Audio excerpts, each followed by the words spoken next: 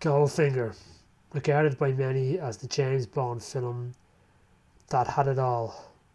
A fast-paced action-adventure with all the right ingredients of sex, action, violence and glamour. A super gadget-laden car and the world's greatest villain. Goldfinger was the first James Bond film to achieve blockbuster status. After its release, James Bond was no longer just a successful film series, but a worldwide phenomenon.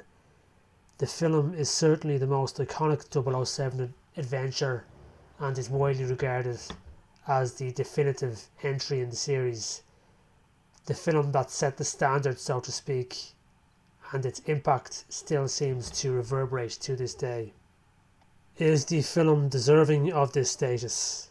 Well, that's what I intend to find out in the following series of videos, starting with a look at the pre-credits sequence.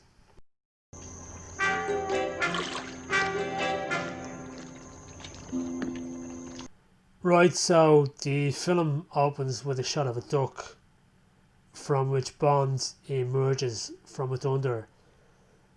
So automatically we've established a more tongue-in-cheek world than that of the previous serious spy thriller that was From Russia with Love.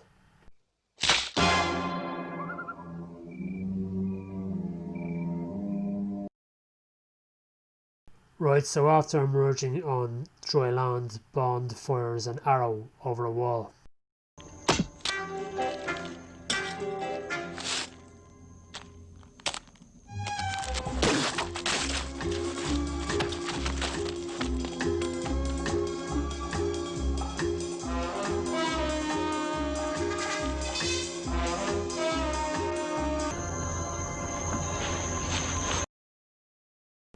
Right, so I think the pigeon disguise and tuxedo under the swimsuit are clever and entertaining ideas.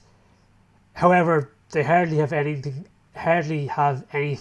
to do with real life espionage and are an indication of a move away from the more serious Ian Fleming novels. I guess from a commercial perspective this made more sense. The sequence is a fun ride with all sorts of clever tricks and surprises, and probably would have seemed more effective than Bond simply planting the bomb in the warehouse without any such gimmicks to keep us entertained, as is the case in the novel. Right, so Bond then proceeds to a cafe.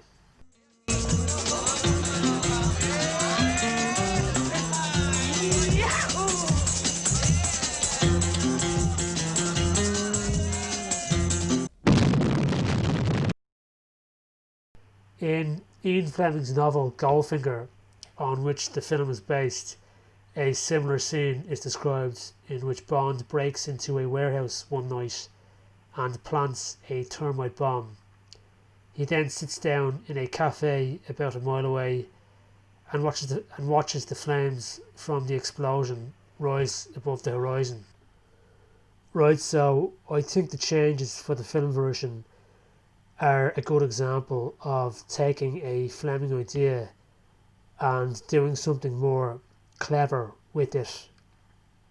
The lighting of the cigarette coinciding with the explosion in the background would naturally seem more effective than the two instances happening separately in time. Secondly, there's constant movement and always something going on. For instance, as soon as Bond enters the cafe, we see the dancer entertaining the crowd. We then see Bond move to a different spot before the explosion occurs. I suppose this would have seemed naturally more effective than Bond sitting down at a quiet table waiting for the explosion to occur as described in the novel. The lack of movement and action would look rather dull on the silver screen. Bond then walks over to some gentleman sitting at the bar. Mr. Ramirez and his friends will be out of business. At least they won't be using heroin-flavored bananas to finance revolutions. Right, so probably the most inconsequential piece of dialogue in the entire film. The whole sequence is just a mini adventure for the sake of entertainment, and this exchange of dialogue is obviously just put in there to give some context or background. In the novel, a similar mission is described from which the film no doubt takes inspiration. However, the background is provided in more detail. Right, so briefly, heroin has just been declared illegal in Britain.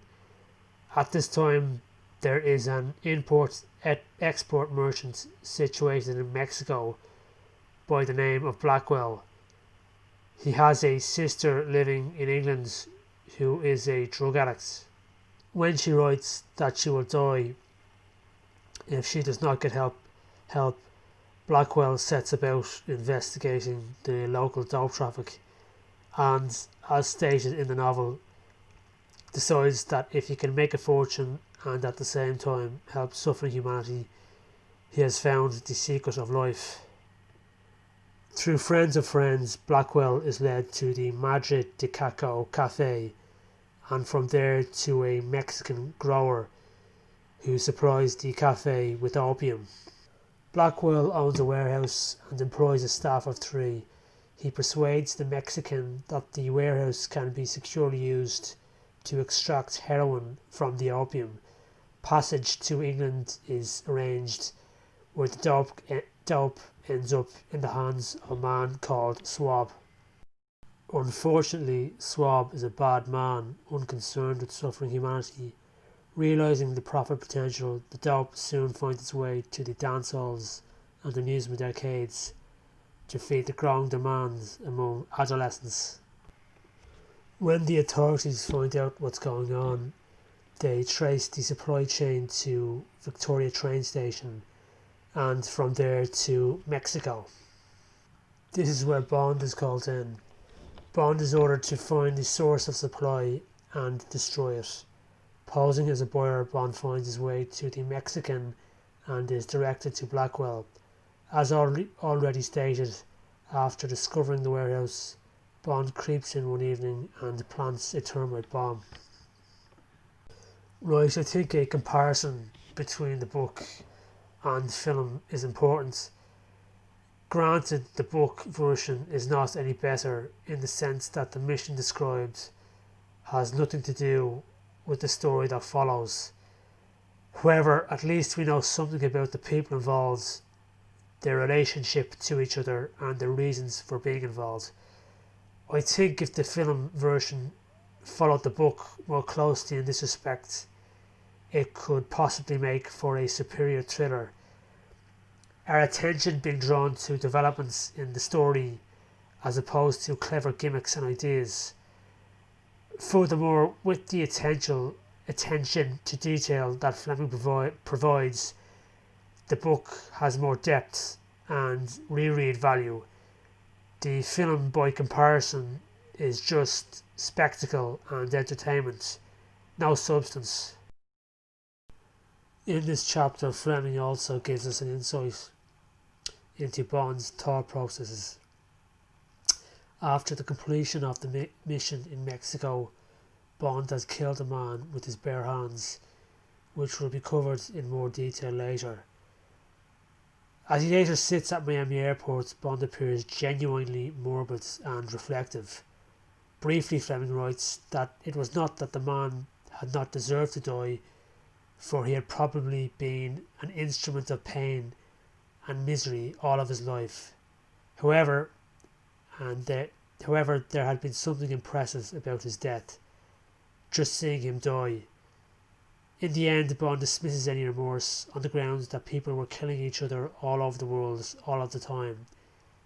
In fact, and Fleming refers to nuclear warfare among other things here, was not any individual involved in the killing of his neighbour, if only statistically.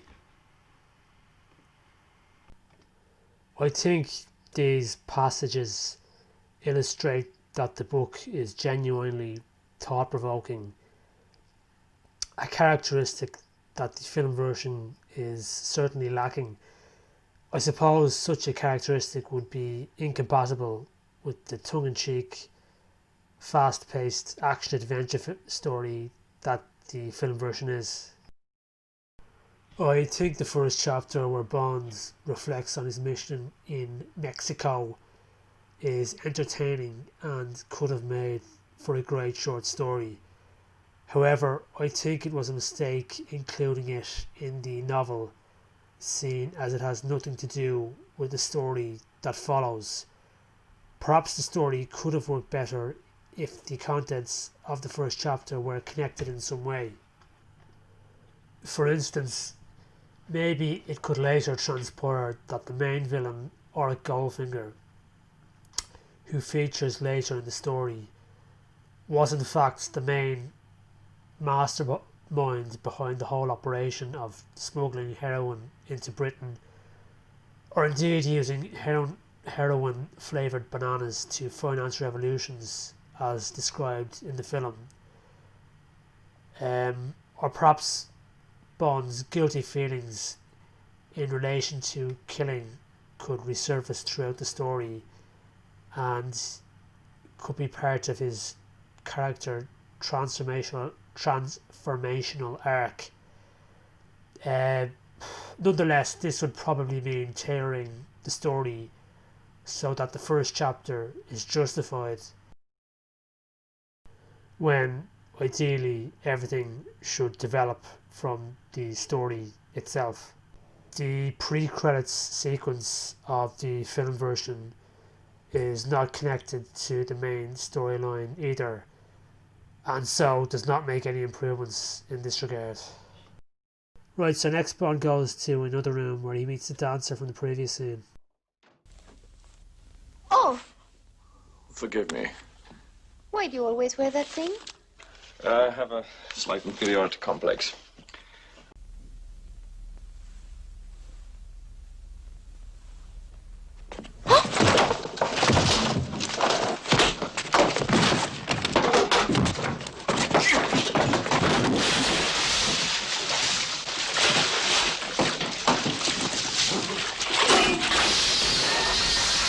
My first observation with regards to this scene is that it is an example of good storytelling.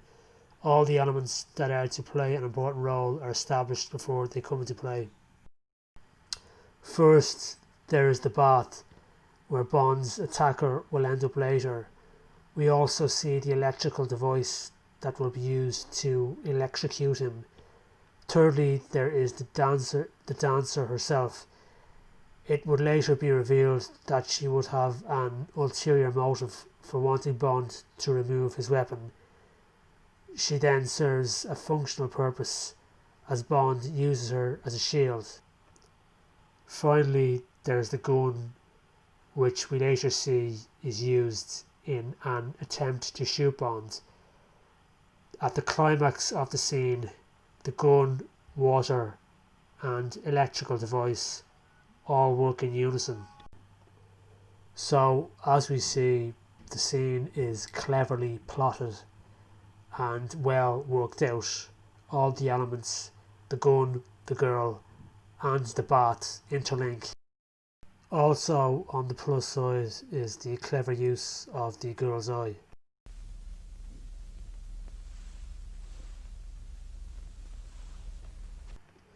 Skeptics might point out that in reality you would never be able to see another person reflected through someone else's eye. However, it is effective in that it shows the audience not only that Bond knows he is about to be attacked, but also the fact that the girl is aware of this. Both developments might be lost to the audience if Bond were to turn after reacting to a sound or something.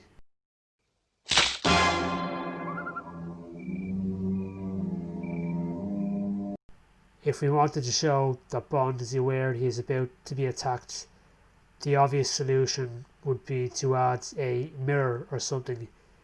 However, there's no need for this. The girl is already an element of the scene, so why not use and engage with her in some way? Overall, a really clever and inspired idea.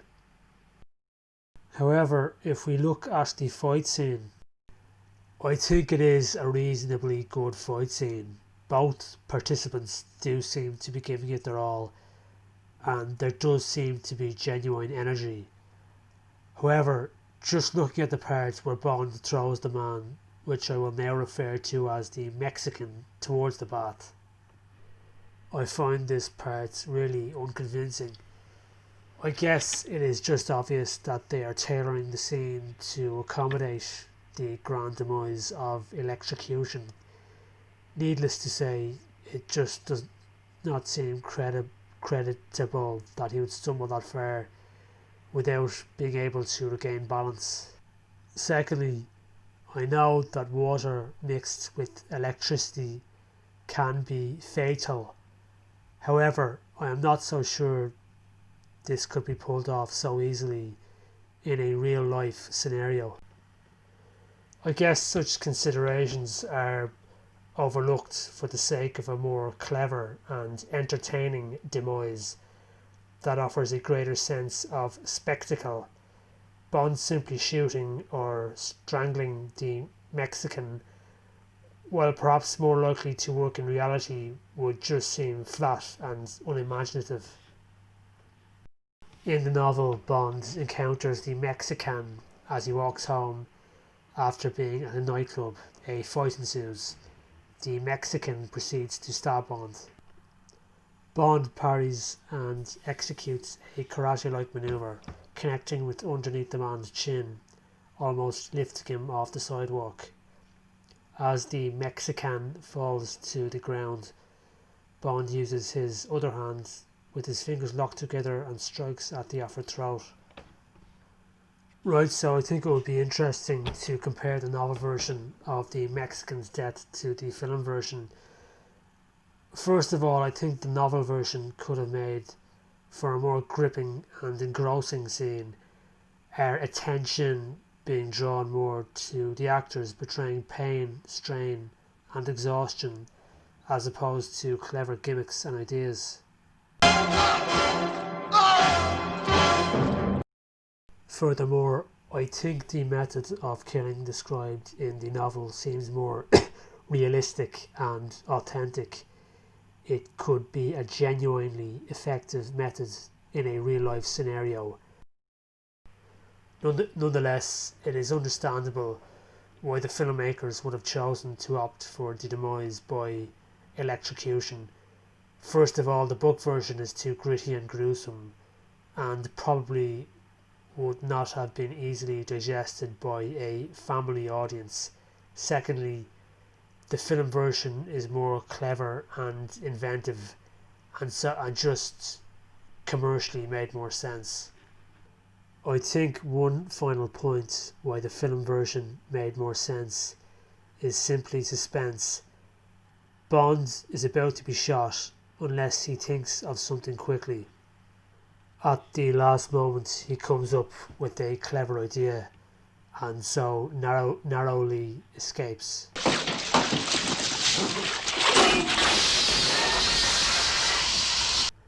Naturally, this makes more sense than Bond's having the upper hand the whole time before he delivers the final knockout blow as described in the novel.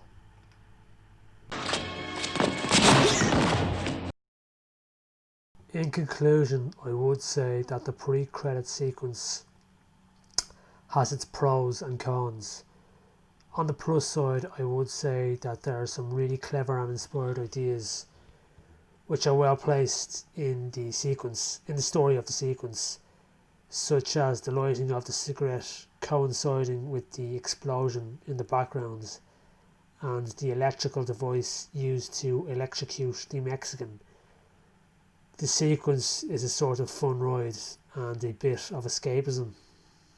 Secondly, the sequence is fast paced and there is never a dull moment.